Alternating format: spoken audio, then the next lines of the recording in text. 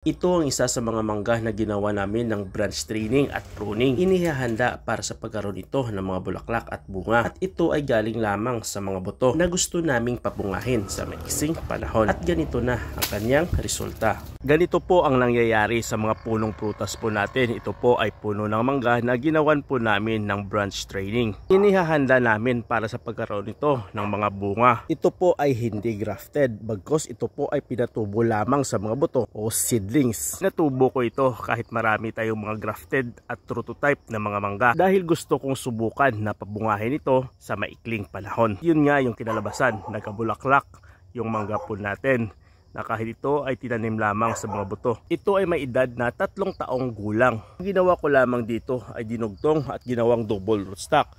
At magtungtong sa edad na 3 taon ay ginawa namin ng branch training at pruning. Ganon ka-effective ang teknolohiya ng pruning na papabunga natin ang mga punong halaman po natin. Sabi, mula sa mga buto ay nagkaroon siya ng mga bulaklak.